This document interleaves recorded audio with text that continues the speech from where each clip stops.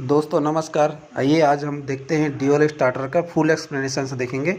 आप एक बार इसको वीडियो को देखेंगे तो आपको अच्छे से समझ में आ जाएगा कि ड्यूल स्टार्टर आखिर वर्क कैसे करता है। ठीक है, आइए आज हम बात करते हैं ड्यूल स्टार्टर के बारे में। ठीक है, आखिर ड्यूल स्टार्टर का इस्तेमाल हम लोग करते क्यों हैं। प्लांट में आप यहीं फैक्ट्री में जाएंगे, आप अक्सर देखेंगे कि ड्यूल स्टार्टर और स्टार डेल्टा स्टार्टर का मैंने वीडियो लिंक में दे दूंगा लास्ट में, आप देख लीजिएगा स्टार डेल्टा स्टार्टर भी।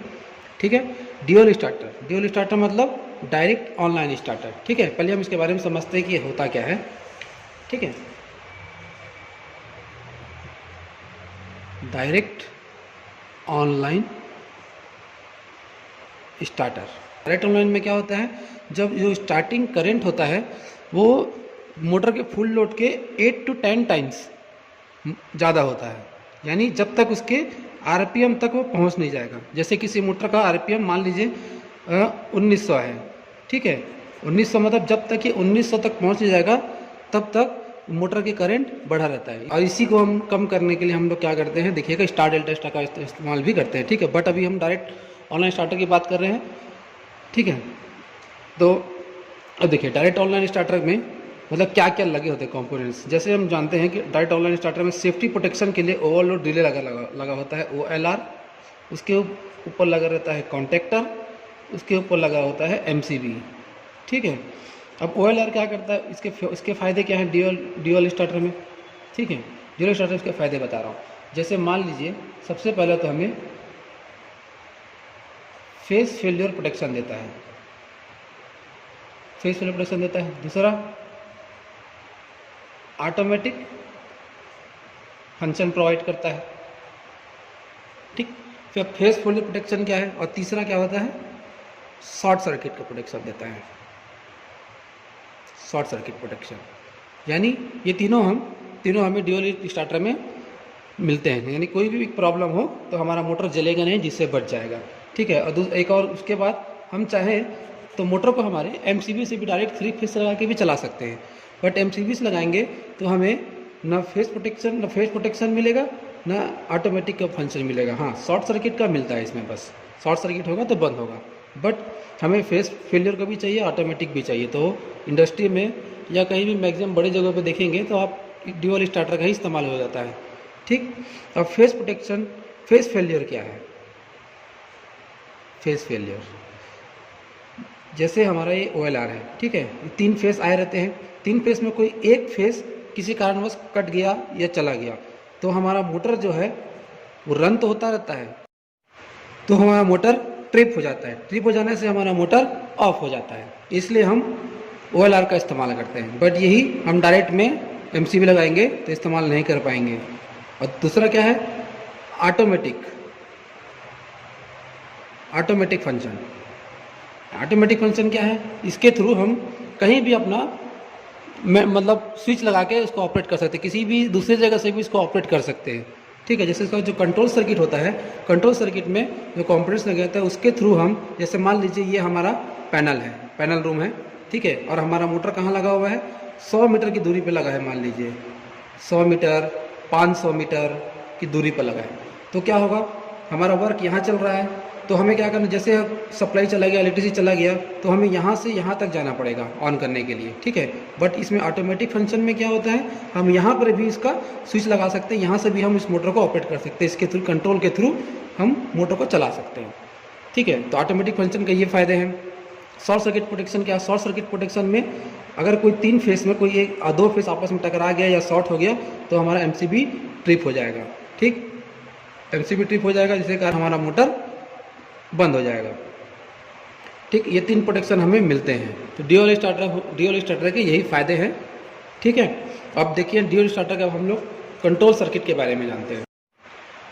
ठीक है फ्रेंड्स, तो देखिए अब हम इसके कंट्रोल सर्किट और पावर सर्किट के बारे में जानते हैं। ठीक है, अब देखिए इसमें ड्यूल स्टार्टर में क्या क्या कंपोनेंट्स इस्तेमाल होता है। पहला होता है आपका MCB, दूसरा कंट्रोल MCB, ये 3 फेस MCB है। ठीक है, उसके बाद होता है इस्तेमाल हमारा कॉन्टेक्टर, उसके बाद OLR, उसके बाद होता है मोटर। ठीक है, पहले कंट्रोल सर्किट के बारे में जान लेते हैं, फिर पावर सर्किट के बारे में आपको बताएंगे। ठीक है, अब देखिए कंट्रोल सर्किट में हम 230 वोल्ट सिंगल फेस का इस्तेमाल करते हैं, 220 वोल्ट या 230 वोल्ट जो भी हमारे प्लांट में सप्लाई है इसके थ्रू। ठीक है, देखिए अब हम कंट्रोल सप्लाई में सबसे पहले फेस की जो सप्लाई है, फेस की जो सप्लाई है वो सबसे पहले निकल के सीधा ओवरलोड रिले के 95 नंबर में जाती है। आप देखिएगा ओवरलोड रिले में 95 लिखा रहता है, ये हमारा एनसी कॉन्टैक्ट होता है। ठीक है, अब 95 से केबल निकल के 96 में जाता है। 96 से केबल निकाल करके हम सीधा कहाँ लेके चले जाते हैं, हमारे स्टॉप पुश बटन में। ये हमारा स्टॉप पुश बटन है। ठीक है, स्टॉप पुश बटन ये क्या होता है, हमारा एनसी होता है। ठीक है, अब एनसी और एनओ क्या होता है, दो इंपॉर्टेंट चीज़। सबसे इंपॉर्टेंट है ड्यूल स्टार्टर में या किसी भी सर्किट में एनओ और एनसी। तो एनसी जो होता है उसका फुल फॉर्म होता है नॉर्मली क्लोज, और एनओ जो होता है नॉर्मली ओपन। ये सबसे दो ही इंपॉर्टेंट पॉइंट है फ्रेंड, जो सबसे इंपॉर्टेंट है किसी भी सर्किट को किसी भी सर्किट को समझने के लिए। यानी जो एनओ है वो एनसी होगा, एनसी है वो एनओ होता है।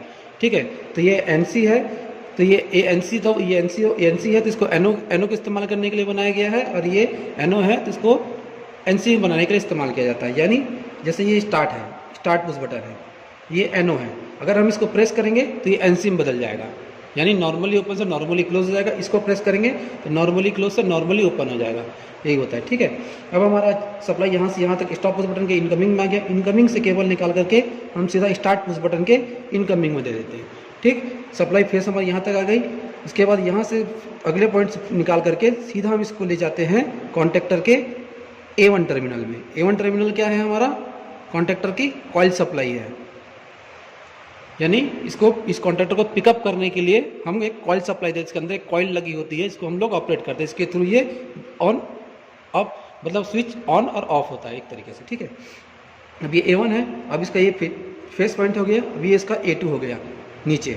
ठीक है, तो अब देखिए अब हमारा फेस की सप्लाई तो सब तरफ चली गई, बट हम इसको ऑपरेट करने के न्यूट्रल की सप्लाई चाहिए। तो हम न्यूट्रल की सप्लाई के लिए यहाँ से केबल ले आते हैं और सीधा इसको कॉन्टेक्टर के A2 टर्मिनल देते हैं। अब हमारा क्या हो गया, सर्किट क्लोज हो गया, यानी अब स्विच दबाएंगे, प्रेस करेंगे तो हमारा कॉन्टेक्टर पिकअप हो जाएगा, ऑपरेट हो जाएगा, इसके थ्रू हमारी सप्लाई आगे चली जाएगी। ठीक है, जैसे हम स्टार्ट पुश बटन को प्रेस करेंगे तो हमारा कॉन्टेक्टर पिकअप हुआ, उसके बाद हमारा मोटर रन होने लग गया। लेकिन क्या होगा, जब हम स्टार्ट पुश बटन को छोड़ देते हैं तो ये हमारा मोटर बंद हो जाएगा। मोटर बंद हो, इसके लिए हम क्या करते हैं, हम इसमें एक होल्डिंग कॉन्टेक्टर बनाते हैं, होल्डिंग कॉन्टेक्टर सर्किट बनाते हैं। ठीक है, होल्डिंग कॉन्टेक्टर सर्किट इसलिए बनाएंगे क्योंकि हम यहाँ आदमी खड़ा नहीं कर सकते, इसी के लिए हम इसको ऑटोमेटिक फंक्शन भी बोल सकते हैं। ठीक, देखिए जैसे इसके लिए क्या करना पड़ेगा, आपको स्टॉप पुश बटन या स्टार्ट पुश बटन किसी भी दोनों पॉइंट के, इसके आउटगोइंग से इसके इनकमिंग से एक केबल ले लेंगे।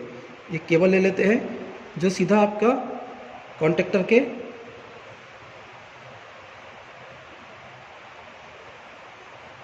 एनओ पॉइंट में चला जाता है। ठीक है, यहाँ पे एनओ पॉइंट लगा होता है, एनओ में चला जाएगा। अब इस एनओ से यहाँ आपस कनेक्टेड है, ऊपर यहाँ पे एडम ब्लॉक भी लगाया जाता है, एडम ब्लॉक के थ्रू कनेक्ट कर लेते हैं। ऊपर से फिर निकाल करके हम इसको सीधा इस केबल को कहाँ कनेक्ट कर देते हैं, A1 टर्मिनल में लूप कर देते हैं। उससे क्या हो गया, हमारा सर्किट ये भी क्लोज हो गया। ठीक, अब देखिए अब सप्लाई कैसे चलेगा। अब हम जैसे ही MCB ऑन किए, सप्लाई हमारी यहाँ से गई 95 से 96 में आई, 96 से सप्लाई निकाल के सीधा हमारी स्टॉप पुश बटन में गई, स्टॉप पुश बटन से स्टार्ट पुश बटन दबाए।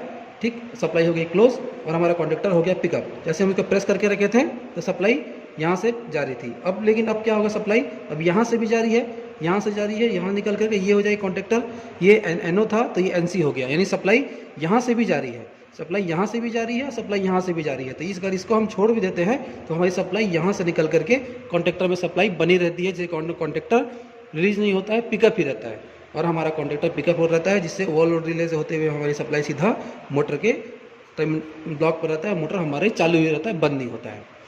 इसलिए हम होल्डिंग कॉन्टेक्टर का इस्तेमाल ज़रूर करते हैं। ठीक है फ्रेंड्स, ये इतना कंट्रोल सर्किट का इतना ही फंक्शन होता है। बाकी एलईडी भी इसमें एलईडी लगा जाता है। एलईडी के ट्रिप के लिए हम यहाँ से एक केबल निकाल लेते हैं, ट्रिप कंडीशन के लिए, ऑन के लिए हम यहाँ से सर्किट सप्लाई निकाल के ऑन का एलईडी लाइट लगा लेते हैं। ठीक है, ऑफ का भी एक लगा लेते हैं।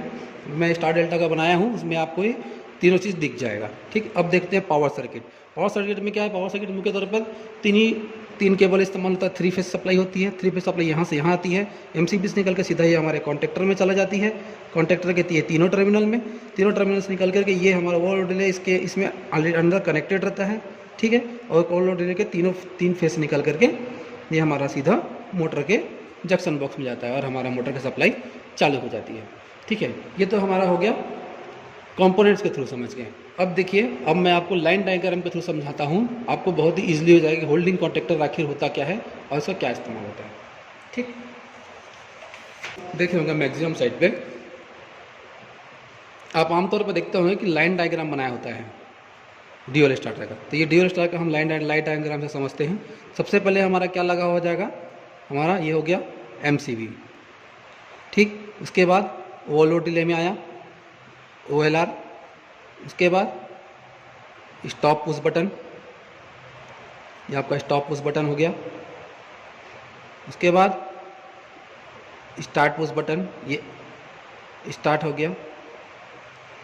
उसके बाद आ गया आपका, ये हो गया आपकी कॉइल की सप्लाई, ये हो गई आपकी मोटर। ठीक है, अब देखिए, अब इसमें क्या क्या है, स्टॉप पुश बटन NC में है, स्टार्ट NO में है। NO में इसलिए क्योंकि देखिए कनेक्टेड नहीं है। ठीक, अभी हमारी हो गई होल्डिंग सप्लाई। होल्डिंग सप्लाई मैंने बताया था स्टॉप और स्टार्ट के बीच से लेना है, ये ले लिए। और ये हमारी कॉल की सप्लाई की A1 हो गई, यहाँ से कनेक्टेड होते हुए ये आपका हो गया होल्डिंग सर्किट। ठीक, अब इसमें देखिए सबसे जैसे हम एमसीबी को क्लोज करेंगे, एमसीबी क्लोज हो, हमारा ओवरलोड रिले से सप्लाई होते हुए स्टॉप पुश बटन में आएगा, स्टॉप पुश बटन से आके यहाँ पे सप्लाई रुक जाएगी। तो अब इसके लिए जैसे हम स्टार्ट को प्रेस करेंगे सप्लाई यहाँ से जाने लगेगी। ठीक है, और हमारे कॉइल इनर्जाइज हो जाएगा और हमारा मोटर रन होने लगेगा। जैसे हम इसको छोड़ते हैं तो हमारी जब हम इसको सप्लाई को ऑन किए थे तो साथ ही साथ एक कॉन्टेक्टर पिकअप हुआ था और ये NO से NC में बदल गया था। ठीक है, NO से NC में बदल गया तो ये भी क्लोज हो गया। तो सप्लाई जैसे हम इसको छोड़े, सप्लाई फिर यहाँ से निकल करके हमारे कॉइल को इनर्जाइज ही रखे रहेगा और हमारा मोटर चलने लगेगा।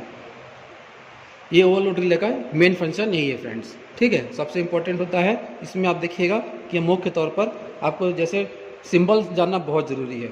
ये ओवरलोड रिले का सिंबल है, ये OLR का सिंबल होता है, स्टॉप पुश बटन का आपको पता है, ये कॉइल का होता है। तो देखिए F लिखे मतलब फ्यूज़ भी लगा हो सकता है या MCB भी लगा हो सकता है, दो में से एक लगा हो सकता है। ठीक है, OLR का मतलब ओवरलोड रिले। इसके बाद C या K, दो में से एक चीज़ लिखा रहेगा, इसका मतलब कॉन्टेक्टर। ठीक है, और आपका NO NC तो आपको बता ही दिया हूँ। तो ठीक है फ्रेंड्स, आज के लिए बस इतना ही। अगर कोई डाउट है, कोई भी क्वेश्चन हो तो प्लीज़ कमेंट करिएगा। Thank you.